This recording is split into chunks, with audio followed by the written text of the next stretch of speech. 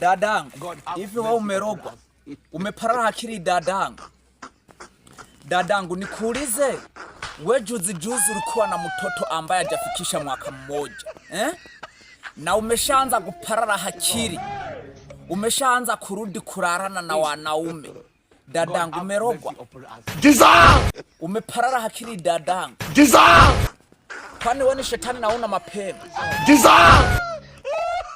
Dadangu, kwani wewe shida yako ni gani? Sule kwanza huyo mtoto. Dadangu, najua utakuja kupatana na laana ambaye zilisio kuhusu wewe mwenda wazimu wewe. Yaani unapatana na kadada kanaenda kakizurura, kesho kanarara huku, kesho kanarara kwingine. Dadangu umerogwa? Hauwezi ukatulia kwa nyumba mwenda wazimu wewe uleye huyo mtoto. Dadangu, nataka tukuendee kwa waganga. Unataka tukuendee kwa wachawi tukuroge wewe mwenda wazimu wewe. Unakumeenda wapi? Dadangu, najua wewe utakuja kupachikwa mimba ya mapacha. Dadangu, kwani hao watoto nazaanga au watoto wenye unatafuta? Unataka kufungua clinic?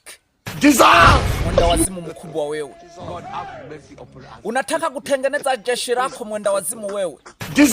Hauwezi ukatulia mahali pamoja ukalea huyo mtoto. Hata hajafikisha miaka miwili wewe umeshaanza kuparara akili. Umeshaanza kuchanganyikiwa mwenda wazimu mkubwa wewe. Hao watoto utaweza kuwalea wewe mwenyewe. Mtoto wa kwanza umemzaa ana baba. Umeshaanza kutafuta mtoto mwingine. Kwani unataka wakuua? Dadangu, najua watu kikasirika tutakwendea kwa waganga mwenda wazimu wewe. Watu tutakuja kukuroga. Kwani ni njaa inakusumbua? Hauna kazi ya kufanya mwenda wazimu wewe. Uanze kujishughulikia maisha yako wewe mwenyewe. Kana parara ni kama kamekunywa mafuta ya ndege. Kanaenda kakizurura, kesho kako kule, kesho kako kwingine. Kesho kanarara kwenye vichaka. Kesho ingine kanarara kwa nyumba zijamalizwa kujengwa. Kesho kutwa kanarara kwenye mawe. Kesho ingine kanarara kwa magari.